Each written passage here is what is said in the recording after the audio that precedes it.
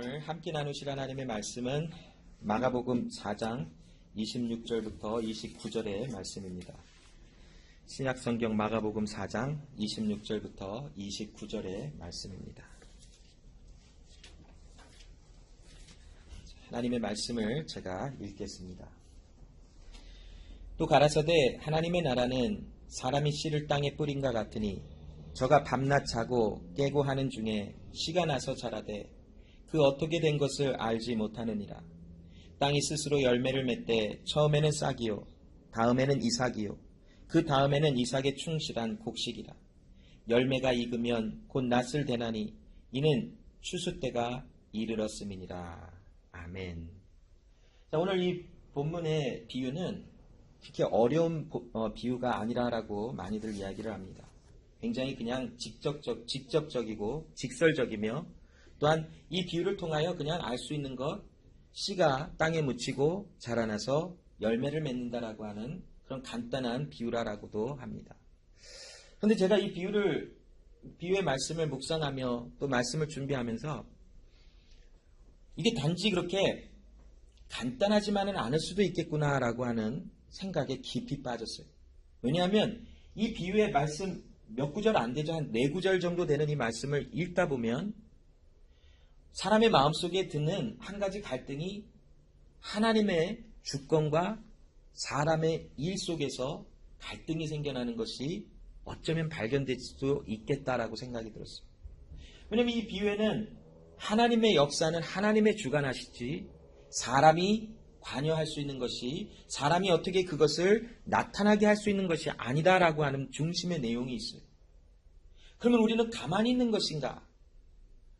그러나 또 성경은 우리에게 열매를 맺으라라고 하시고 우리에게 무엇인가를 하라라고 명령을 하세요.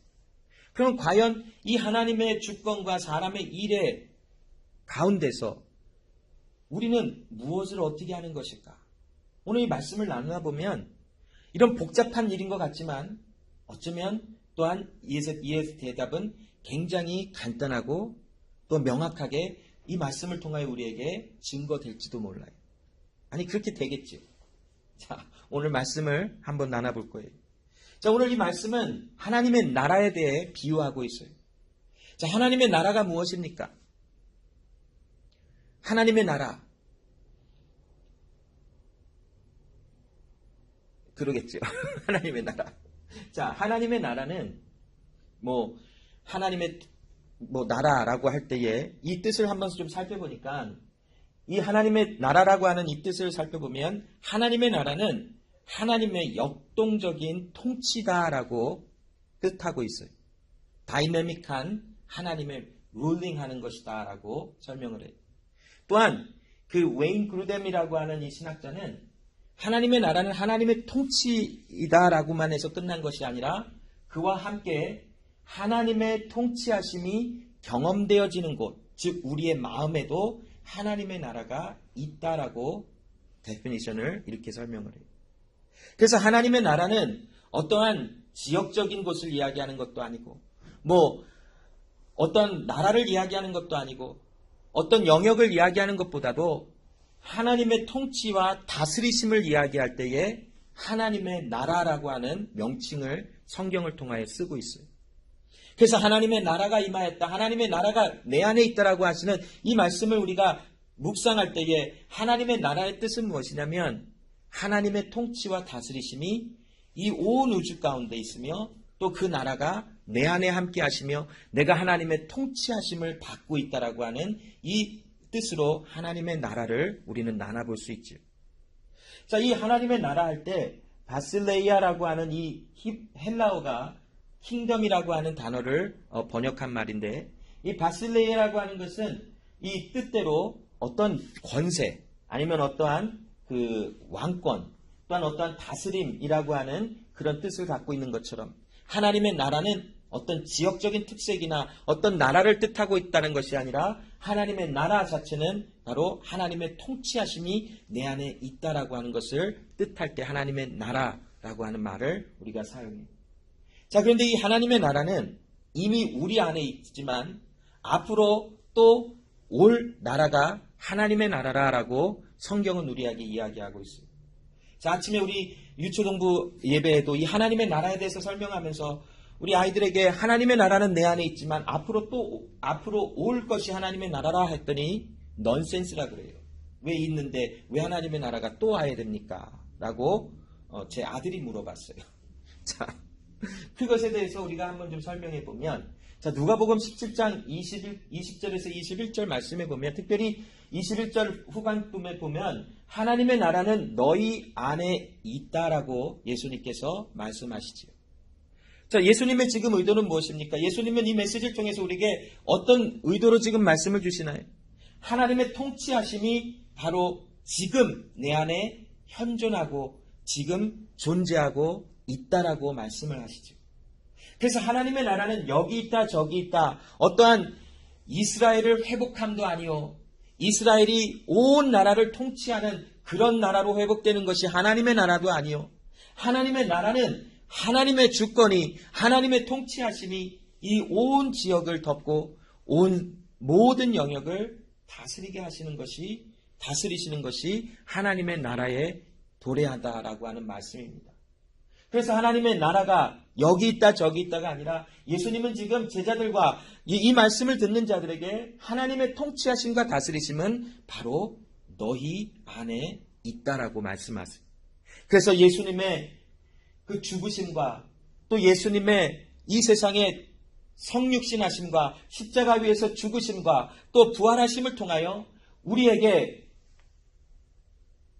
거듭남과 또한 믿음과 회개하는 역사가 일어나게 하심으로 하나님의 통치가 내 안에 있음이 드러나지게 되는 것이, 그래서 하나님의 나라는 현존, 지금 실제 우리 가운데 역사하고 있으며 함께하고 있다라고 설명이 되어지는 것이.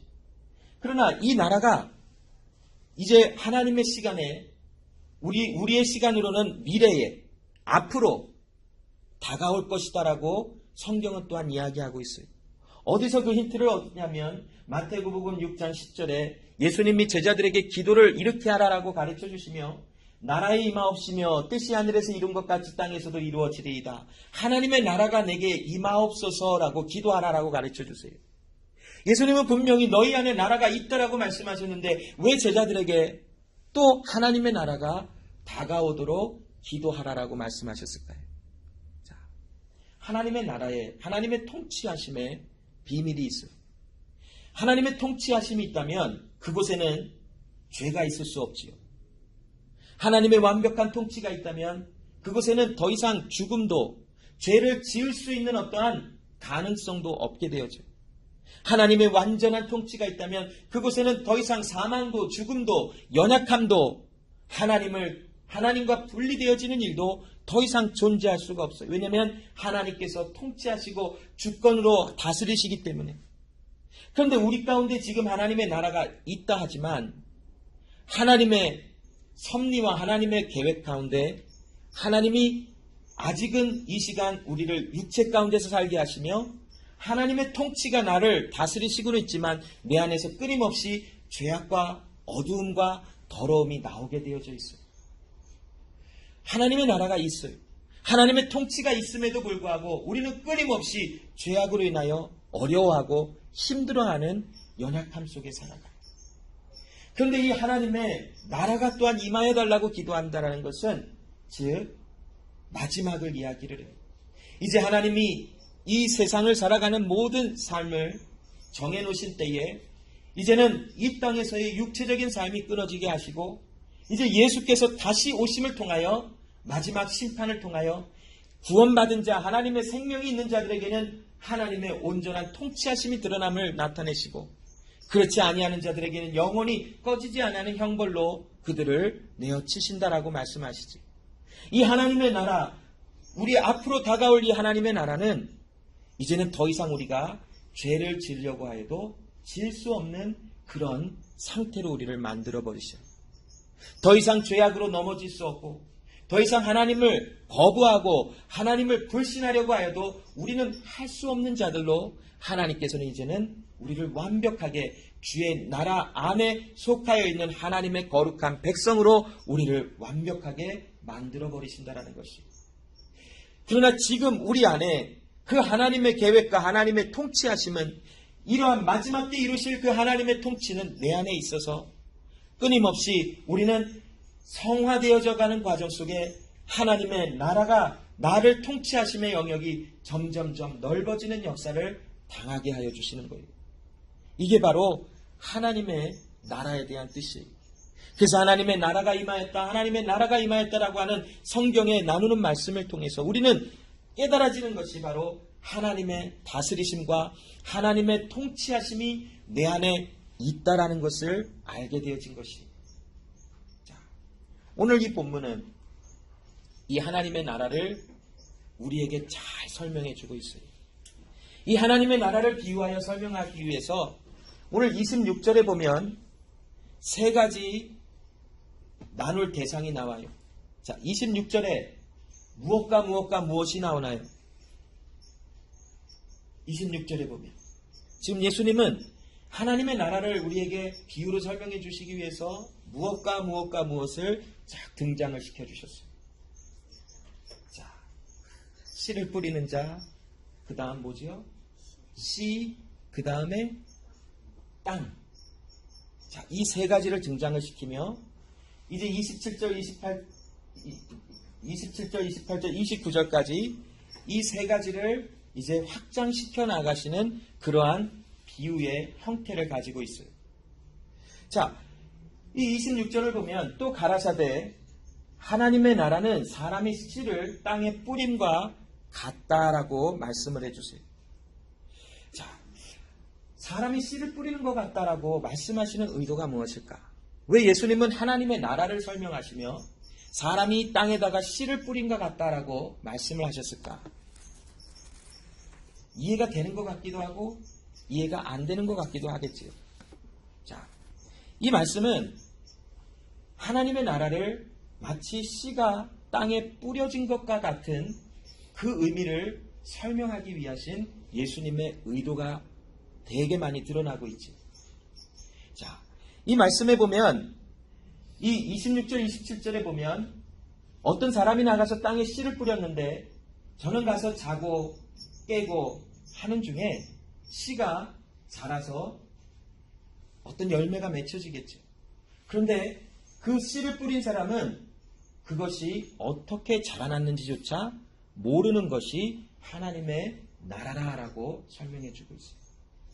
자, 여기 있는 사람은 씨를 뿌린 자는 그 씨가 싹이 나서 열매를 맺기까지 그 씨가 자라나도록 어떠한 역할을 했거나 아니면 어떤 영향력을 끼친 것이 전혀 드러나지 않아요. 그저 이 사람은 씨가 그냥 뿌려졌고 땅에 숨겨져서 그냥 자고 깨고 하는 일상적인 삶을 살아가다 보니까 하나님의 나라를 상징하고 있는 그 씨가 자라나서 열매를 맺고 있더라라고 하는, 그러나 그것이 어떻게 된지를 알지 못한다라고 하는 것, 이것이 바로 하나님의 나라라고 설명을 하고 있다라는 것이.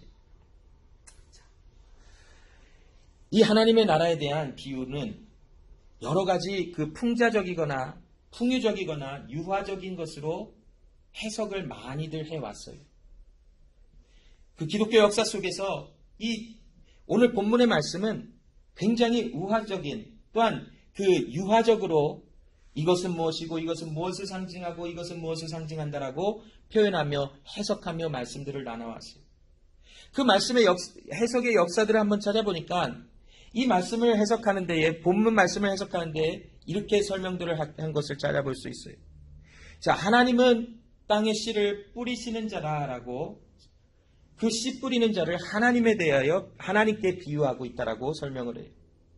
또한 그 씨가 자라나는 것은 구약의 역사를 비유하는 것이다라고 설명을 해요. 또한 이제 씨가 열매를 맺는다라는 것은 예수님의 사역을 상징하는 것이다라고 그렇게 유화적으로 설명을 할 수 있다라고 이 해석의 역사를 찾아보니까 나와 있더라고요. 즉, 씨 뿌리는 자는 하나님이며 씨가 자라난 것은 구약의 모든 역사를 상징하는 것이고, 그 씨가 열매를 맺은 것은 예수님의 사역을 상징하는 것이다. 이게 하나님의 나라다라고 이 그 풍유적으로 설명을 하는 그런 기록들이 있어요. 또한 그와 함께 또 한쪽에서는 자, 이 말씀이 예수님께서 씨를 뿌린 자시며 예수님이 자고 일어남은 바로 예수님의 죽으심과 부활을 상징하는 것이고 또한 씨가 땅에 심겨져서 열매를 맺게 되어지는 것은 예수님의 십자가의 죽으심과 희생을 상징하는 것이다라고도 해석을 할 수 있다라고 이 해석의 역사를 찾아보니까 나와 있어요. 자, 그리고 이 씨 뿌리는 자는 예수님이 될 수도 있고 또한 그 세례 요한이 될 수도 있고 또한 예수님의 제자들이 될 수도 있다라고 이 유화적으로 풍요적으로 이것을 설명하는 그런 기록들이 있어요. 자, 그런데 이 지금 오늘 본문의 이 비유는 어쩌면 씨 뿌리는 자가 누군지 이 씨가 땅에 심겨져서 자라나는 것이 어떤 것을 상징하는 것인지 아니면 추수할 때가 다 이르러 곡식이 익었다라고 하는 것이 무엇을 상징하는 것인지 그것이 어쩌면 그렇게 중요하지 않을 수도 있다는 것이 오늘 이 본문이 이야기하고 있는 핵심 메시지는 마치 이와 같아요. 자, 사람이 태어나서 밥을 먹는 건 당연하지요.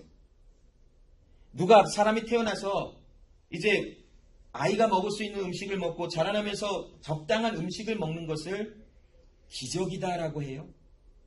와, 너 되게 신기한 일, 되게 특별한 일을 하고 있구나. 그렇게 얘기를 하던가요? 자, 우리가 지난주에 우리 히모라고 하는 우리 어떤 식당에 가서 엄청나게 먹었죠. 히바찌라고 하는 식당에 갔어요. 우리. 그래서 아주 오래간만에 배가 너무나 부르게 많이 먹었어요. 자, 물론 많이 먹은 거 보고 누군가는 야, 되게 대단하다고 할 수는 있겠지만 많이 먹은 음식을 먹는 걸 보고 야, 기적이 일어났다. 신기하다. 기적이 일어났다. 얘가 밥을 먹네. 이렇게 하던가요? 그 식당에서 그 누구도 우리에게 기적이 일어났다라고 하는 사람이 한 명도 없더라고요. 왜 그래요? 밥 먹는 거는 당연한 거잖아요. 먹고 싸고 하는 것은 그냥 사람 안에 자연스럽게 일어나는 일이에요. 오늘 이 비유는 어쩌면 하나님의 나라는 하나님의 통치하심은 누군가의 마음속에 심겨져 있다면 그 하나님의 나라는 자라나 결국 마지막을 보게 하시는 하나님의 일은 당연한 것이다 라고 하는 것을 설명하고 있을지도 몰라요. 그렇지 않을까요? 여기 지금 씨 뿌리는 자가 물론 어떤 관점에서는 중요할 수도 있을지도 몰라요. 그러나 그 씨 뿌리는 자를 우리가 이 씨 뿌리는 자가 누구냐라는 것을 그 정체를 밝힌다라는 것이 어쩌면 또한 무의미해질 수도 있을지도 모르죠. 그러나 이 비유가 말씀하고 있는 한 가지 정말 중요한 메시지는 무엇이냐면 하나님의 나라는 누군지는 모르지만 누군가가 씨를 뿌려서 씨가 땅에 심겨져서 그 씨가 자라나면 그것을 기적이라 하는 것이 아니라 씨가 심겨져 생명이 있는 씨앗이라면 그곳에서 반드시 싹이 나고 잎이 나고 자라나 열매가 맺는 것은 당연한 자연의 이치와 같이 하나님의 나라가 내 안에 임하였다면 그 하나님의 나라는 생명력이 있어. 하나님의 통치하심은 나를 하나님의 나라의 온전한 사람으로 만들어주시고 그 하나님의 나라가 내 안에 풍성하게 임하게 자라나는 것은 자연의 이치와 같이 당연한 것이다라고 하는 메시지를 주고 있다는 것이. 자, 그와 함께 우리가 이 뿌려지는 씨가 굳이 이것을 이 씨가 무엇인가를 이 정체를 밝히는 것이 어쩌면 무의미할 수도 있겠지만 그러나 이 비유를 설명하면서 이 심겨진 씨가 무엇인지에 대한 그 모습을 모른다면 어쩌면 이 비유의 설명이 굉장히 애매모호하게 해석이 될 수도 있지도 않을까라고 한번 생각을 해봤어요. 자, 왜냐하면 씨가 뿌려진 것처럼 하나님의 나라는 자라날 것이다.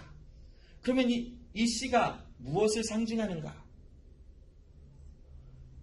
마가복음 4장 14절에 보니까 이 비유 전에 있었던 비유를 보니까 뿌리는 자는 말씀을 뿌리는 것이다 라고 설명을 하고 있어요.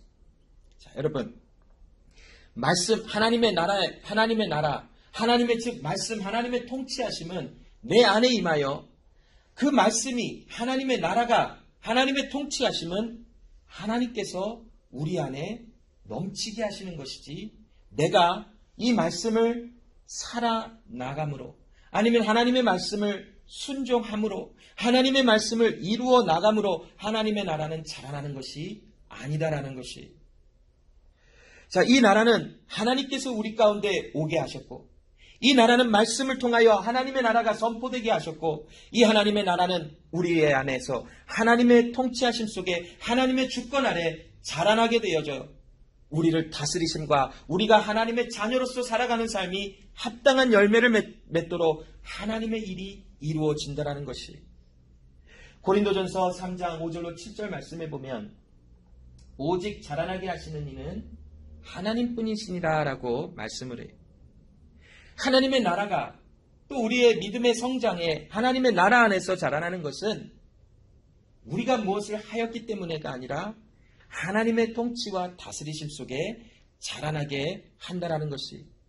오늘 본문 27절에도 씨가 나서 자라되 그 어떻게 된 것을 알지 못한다라고 하지. 이 지금 농부는, 이 씨 뿌리는 자는 자신이 뿌려서 심어진 그 씨가 어떻게 자라는지조차 이해하지 못하고 있어요. 그는 나가서 자고 밤에 자고 아침에 일어나서 그냥 자기의 일상적인 삶을 살아갔던 사람으로 표현돼요. 그러나 그 씨가, 그 뿌린 자가 알지도 못하고 이해하지도 못하지만 그 땅에 심겨진 그 씨는 반드시 자라나 자라나 열매를 맺게 하시는 하나님의 일이 일어나고 있음을 비유해요.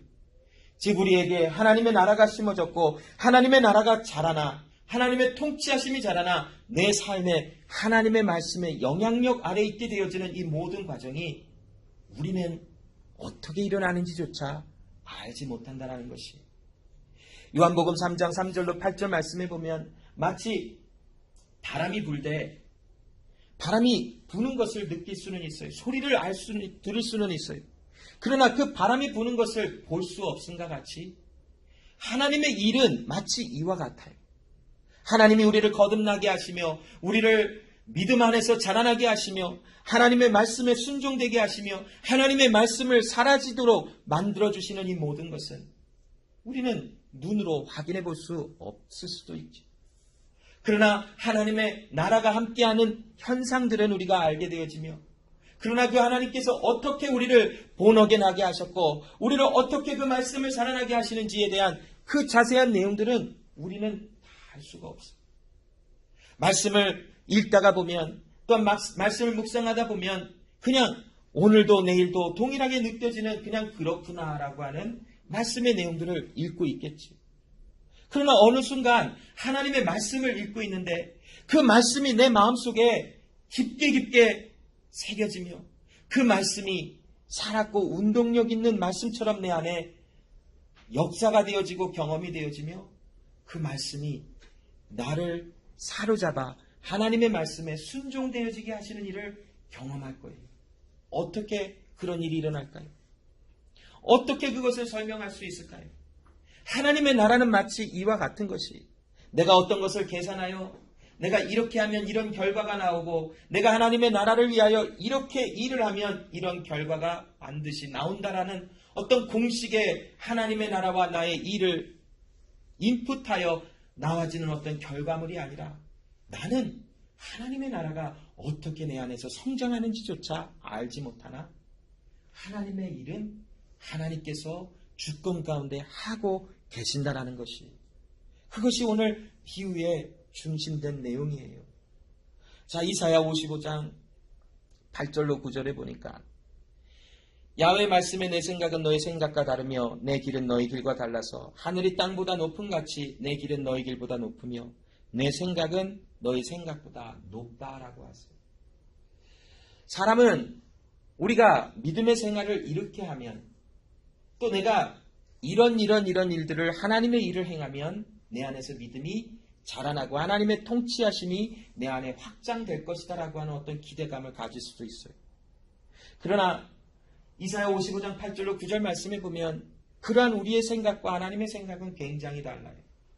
마치 하늘이 땅보다 높은 같이 하나님의 생각과 하나님의 길은 우리가 상상하는 그 이상의 하나님의 통치하심이며 나 같은 사람을 하나님의 나라를 경험하게 하시며 하나님의 나라가 내 안에서 확장되어져 나가게 하는 자라나게 하시는 그 일을 행하시는 그 하나님의 생각과 길은 우리가 감히 모방할 수조차 없고 따라갈 수조차 없다라는 것이. 그래서 하나님은 하나님의 나라를 하나님의 뜻 가운데 하나님의 방법대로 자라나게 하여 주시고 그것을 통하여 우리가 하나님의 나라에 속한 하나님의 백성임을 알게 해주신다라는 것이. 28절에 보니까 땅이 스스로 열매를 맺대라고 하는 말이 나와요. 자, 스스로 열매를 맺다라고 하는 스스로라는 것은 오토마토스라고 하는 이 단어를 사용했어요. 자, 이 오토마토스라고 하는 이 말은 그 뜻을 찾아보니까 그 누구의 도움이 없이 스스로 자동적으로라고 하는 단어의 뜻을 갖고 있어요. 자, 땅이 스스로 열매를 맺대라고 하는 이 오토마토스라고 하는 이 단어를 이 28절 말씀에 쓰면서 지금 예수님은 우리에게 무엇을 설명하냐면 하나님의 나라가 우리 가운데서 자라나는 것은 사람의 어떠한 일과 사람의 어떠한 행위와 사람의 어떠한 노력과 사람의 어떠한 점을 통하여 자라나는 것이 아니고 하나님의 통치는 스스로 우리 가운데서 풍성이 넘치게 자라나는 것이다라고 설명을 해요. 자, 그 다음 처음에는 싹이요, 다음에는 이삭이요, 그 다음에는 이삭의 충실한 곡식이라라고 설명을 해요. 자, 하나님의 나라가 우리 가운데 임하였으면 우리의 노력과 어떤 행위가 아닌 하나님께서 그 통치하심을 넘치게 하시는 것이 하나님의 주권에 있다고 하셨고 그 주권 속에서 반드시 이제는 열매를 맺게 하시는 곳까지 나아가게 하시는 하나님의 역사가 있다라고 해요. 이사야 55장 10절로 11절에 하나님께서 자신의 일을 이렇게 한다라고 설명하시는 말씀이 있죠. 비와 눈이 하늘에서 내려서는 다시 그리로 가지 않고 토지를 적시어서 싹이 나게 하며 열매가 맺게 하여 파종하는 자에게 종자를 주며 먹는 자에게 양식을 줌과 같이 내 입에서 나가는 말도 헛되이 내게로 돌아오지 아니하고 나의 뜻을 이루며 나의 명하여 보낸 일에 형통하리라. 마치 생명력이 있는 씨가 땅에 심겨지면 반드시 싹이 나고 열매를 맺게 하는 것처럼 이와 같이 하나님의 나라, 하나님의 통치는 하나님께서 내 안에 심겨주셨고 내가 하나님 나라 안에 속한 사람이라면 그 하나님은 그 뜻을 반드시 이루어 마지막 날에 결국 나의 삶은 더 이상 죄를 지을 수 없는 자로 이제는 하나님의 나라에 속한 자로 하나님과 영원히 함께할 자로 만들어내시는 그 결과물이 반드시 나타난다는 것이. 그래서 우리가 하나님의 구원을 경험한 사람은 그 구원을 소멸당하거나 잃어버리게 되어지는 것이 아니라 그리스도 예수의 날까지 하나님께서 우리를 보존하시고 그 구원받은 자로서의 열매가 나타나도록 그 모습으로 온전하게 나타나도록 하나님이 행하신다라고 성경은 우리에게 약속해주고 있어요. 우리의 어떤 행위로 우리의 어떤 잘못으로 인하여 내 구원을 박탈당하거나 구원을 받은 은혜를 소멸받는 것, 잃어버리는 것이 결코 아니라는 것이. 하나님께서 나를 구원하셨고 하나님께서 내 안에 착한 일을 시작하셨다면 마지막 날까지 하나님은 그 일을 이루시며 완성하시고 마치 씨가 땅에 숨겨져 반드시 싹이 나는 것이 이루어지는 것처럼 하나님의 나라는 반드시 우리 가운데 열매를 맺고 자라나게 하시는 일을 경험하게 하시고 그 일을 이루신다라고 말씀해 주시는 것이. 자, 이 하나님의 나라는 이미 우리 가운데 있고 이제 앞으로 완벽하게 우리 가운데 다가올 나라인데 이것은 이미 그리스도 예수의 사역을 통하여 이미 하나님의 나라가 자라나는 것이 그 과정이 우리들에게 이미 보여지게 되었지요. 자, 그리스도 예수가 성육신하여서 이 세상에 오심을 통하여 이제는 하나님의 나라는 반드시 우리 가운데 완성되어지며 이루어질 것을 그 과정을 우리에게 보여주셨어요. 하나님의 나라는 감추어져 있고 비밀처럼 숨겨져 있는 것 같아요. 아무나 그 하나님의 나라를 볼 수 있는 것이 아니에요. 마가복음 4장에도 이 하나님의 비밀은 너희들에게는 보여진 것이나 저들에게는 감추어졌기에 비유로 말하는 것이다라고 말씀하시지. 누구에게는 보이지 아니하는 하나님의 나라지만 누구에게는 보여지는 하나님의 나라로 우리에게 다가오고 있어요. 왜 하나님께서 누구에게 보이시는지 누구에게 보이지 아니하시는지는 다 알 수 없을 수 있어요. 그러나 분명한 것은 하나님의 나라는 숨겨져 있는 보화와 같아서 아무나 찾거나 볼 수 있는 것이 아니라 그 보화가 있음이 보여진 자들에게, 주어진 자들에게만 그 하나님의 나라를 볼 수 있게 되어지는 역사가 일어나는 것이에요. 그 하나님의 나라는 예수 그리스도 이 땅에 오심을 통하여 우리에게 이제는 하나님이 말씀하신 그 하나님의 나라가 우리 안에 있고, 앞으로 그 하나님의 나라가 예수 다시 오시는 그날까지 우리 안에서 자라나게 하셨다가 반드시 열매가 있음, 수확이 있음을 우리에게 증거하시는 말씀으로 예수께서 이 세상에 오심을 통하여 나타내 주고 계시다라는 것이. 자, 29절에 열매가 익으면 곧 낫을 대나니 이는 추수 때가 이르렀음이니라. 씨에서 싹이 나고 이제 줄기가 자라나서 열매를 맺기 시작하여 그 열매가 다 익으면 추수하는 것이 당연하게 일어나는 것이지. 마치 하나님의 나라는 이와 같대요. 씨에서 싹이 나서 이제 자라나 열매가 있으면 그 열매를 추수하는 것처럼 하나님의 나라는 내 안에서 자라나다가 추수할 때 열매가 다 익으면 추수가 반드시 일어난다라는 것이. 자, 이 말씀은 무엇으로 지금 설명을 하냐면 요엘 3장 13절에 너희가 낫을 쓰라 곡식이 이것도다 와서 밟을지어다 포도주 틀이 가득히 차고 포도주 독이 넘치니 그들의 악이 크미로라. 이 요엘서 3장 13절은 마지막 종말에 하나님의 심판이 있을 것이다라는 것을 예언하는 하나님의 말씀이에요. 이 요엘서 3장 13절과 함께 요한계시록 14장 14절로 16절에도 말씀해 보면 이제 때가 되어질 때에, 하나님의 마지막 때가 되어질 때에 마치 추수하는 자가 낫을 휘둘러 추수할 것을 거두고 버릴 것은 버리는 것처럼 이 세상에 하나님의 심판과 구원의 은혜가 반드시 있음을 이야기해 주고 있어요. 오늘 본문 29절은 열매가 익으면 곧 낫을 대나니 이는 추수 때가 이르렀다라고 하시는 것은 하나님의 나라에 분명한 끝이 있음을, 하나님의 나라의 임하심이 반드시 있음을 우리에게 비유로 말씀해 주시는 것이.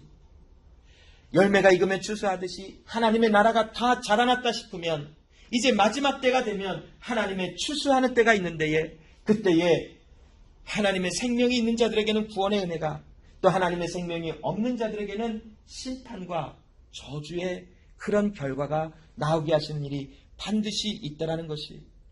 마태복음 13장 30절에 둘 다 추수 때까지 함께 자라게 두어라. 추수 때에 내가 추수꾼들에게 말하기를 가라지는 먼저 거두어 불사르게 단으로 묶고 곡식은 모아 내 곡간에 넣으라 하리라라고 말씀해요.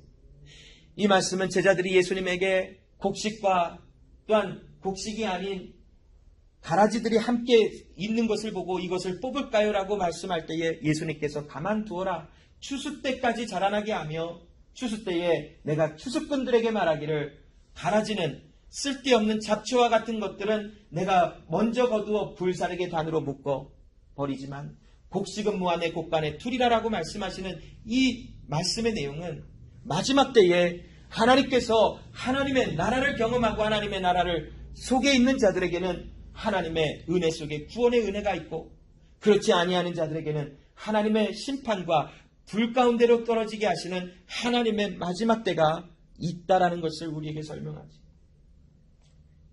이 비유는 간단한 것 같지만 어렵기도 하고 어려운 것 같지만 또한 간단하기도 해요. 즉 이 비유를 통해서 예수님은 우리에게 무엇을 말씀을 주시냐면, 지금 누가 씨를 뿌리는 자가 누구며 이 씨가 자라나는 것은 무엇을 상징하며 또한 추수는 무엇인가를 정확하게 상징한다라는 것을 강조하는 말씀보다는 이 비유를 통해서 씨가 땅에 숨겨져서 씨가 자라나 열매를 맺고 열매가 맺으면 추수하는 것이 당연한 것처럼 하나님의 나라는 내 안에 있어 또한 그 나라가 열매를 맺을 때까지 다 자라난다면 반드시 추수함이 있다라는 것, 종말이 있다라는 것을 이야기해 주시는 것이에요. 그런데 그 종말, 마지막까지 올 때까지 우리에게 어느 정도 하나님께서 허락하신 시간이 있어요. 그게 오늘이 될지 내일이 될지 아니면 100년 후가 될지 1000년 후가 될지 10,000년 후가 될지 아무도 알 수가 없지. 그러나 반드시 추수할 때가 마지막 때가 있는데 그때까지 하나님은 가라지와 곡식이 함께 자라나는 것을 그냥 허락해 두세요. 그러나 그 마지막 때에 그 열매가 맺힌 그 곡식은 반드시 거두어 하나님의 곳간에, 즉 하나님의 통치하심 속에 두시지만 가라지, 열매가 없는 그 가라지는 거두어 불사르게 내어 던지심이 반드시 나타난다는 것이. 그럼 이 비유를 통하여, 하나님의 나라에 대한 비유를 통하여 우리에게 주시는 이 말씀을 통하여 우리는 어떤 교훈을 또한 얻을 수 있을까요?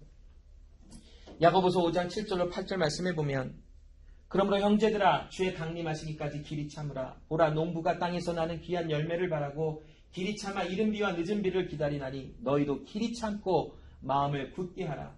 주의 강림이 가까우니라.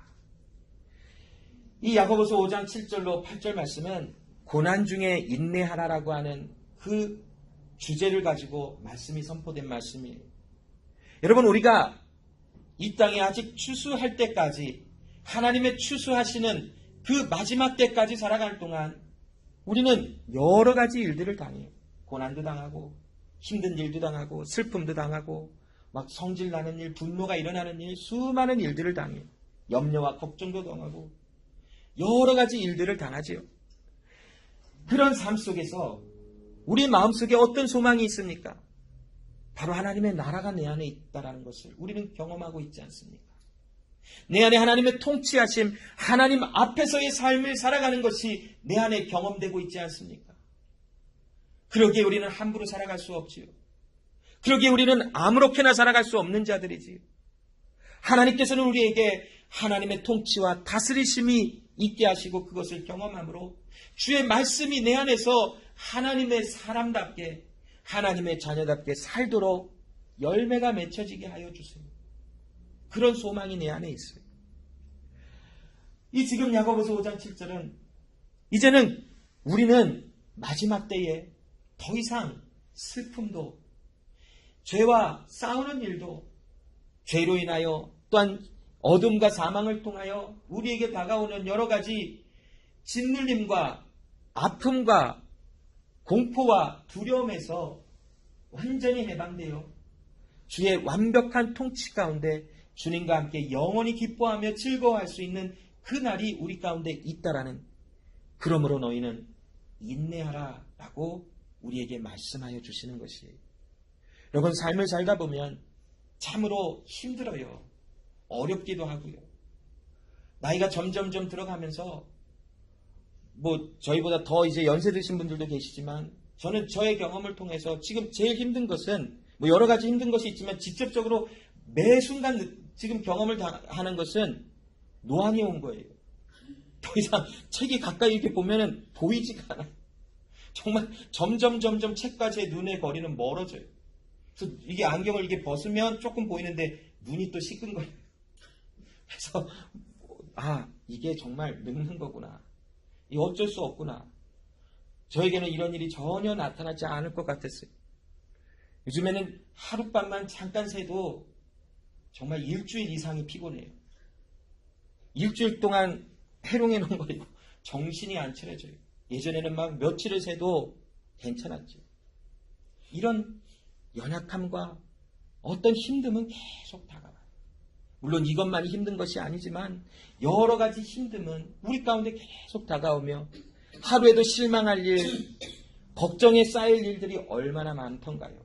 그런데 여러분, 이 비유는 우리에게 무엇을 말씀하십니까? 하나님의 나라가 내 안에 있으므로 이 나라가 있는 우리에게는 반드시 하나님의 온전케 하시는 결과는 100% 온다라는 거예요.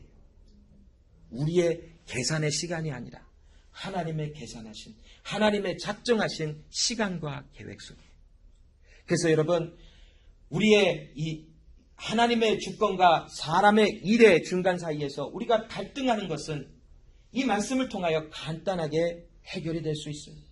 하나님의 주권 아래 하나님이 내 안에 하나님의 나라가 심겨진 자의 정체로 우리가 되어졌다면, 그러한 신분으로 살아가게 되었다면 우리가 하나님의 나라를 자라나게 하기 위하여 일함이 아니라 이미 하나님의 나라가 내 안에서 자라나기 때문에 그 은혜 때문에 내 삶에 영향력을 받아 내 삶에도 하나님의 나라가 자라나는 역사를 따라 열매가 나타나 내 안에 하나님의 일이 결과로 나타나게 되어져 있는 것이, 그래서 내가 어떤 일을 함으로 하나님의 나라가 내 안에서 자라나는 것이 아니라 하나님의 나라가 내 안에서 자라났기 때문에 나는 그에 순종하는 은혜 가운데 하나님의 일이 내 안에서 이루어진다라는 거예요.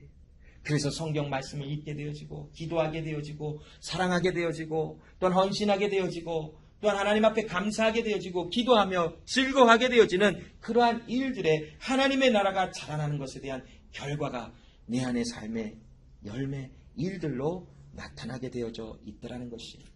그러므로 여러분, 이러한 약속을 받은 우리는 하나님께서 말씀하신 대로 인내할 수 있어요. 잠시 잠깐 넘어질 수도 있고 또 괴로워할 수도 있지만 하나님이 인내하라 말씀하셨기에 그 말씀이 나를 순종하도록 만드셔 나는 하나님의 말씀대로 인내하며 주님 다시 오시는 그날을 기대하며 또한 바라며 소망하며 그 주님 주신 말씀 안에서 행복해하며 살아갈 수 있는 자들이 되었다라는 것이. 기도하겠습니다. 하나님 아버지 감사합니다. 오늘도 그리스도 예수 안에 말씀 주신 것 감사하며 특별히 하나님의 나라가 내 안에 이미 이르렀고 이제 또한 하나님 마지막 날에 그 하나님의 나라 통치하심이 우리 가운데 완전히 임하실 것을 바라보게 하심을 감사합니다. 하나님의 나라는 마치 씨앗이 땅에 심어져 이제 시간이 지나가면 그 씨앗에서 싹이 나고 잎이 나고 자라나 열매를 맺어 추수함이 당연한 것처럼 하나님의 나라는 마치 이와 같아 하나님의 나라가 내 안에 있으면 우리는 그 하나님의 나라가 어떻게 자라나는지조차 알지 못하나 그 하나님의 통치는 내 안에서 내가 알지 못하는 가운데서도 하나님의 일은 이루어져 그 나라는 자라나고 있으며 이제 하나님 그 나라가 완성되어져 이제 때가 될 때에 하나님 말씀하신 대로 추수함이 일어나 하나님 나라에 영원히 거할 수 있는 그런 복을 받을 하나님의 사람들로 불러주시니 감사합니다.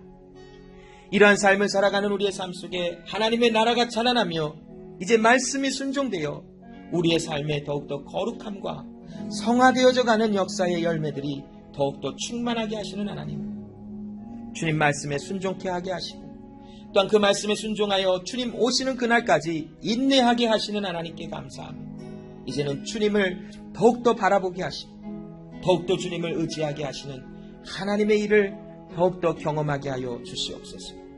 감사드리며 예수님의 이름으로 기도합니다. 아멘.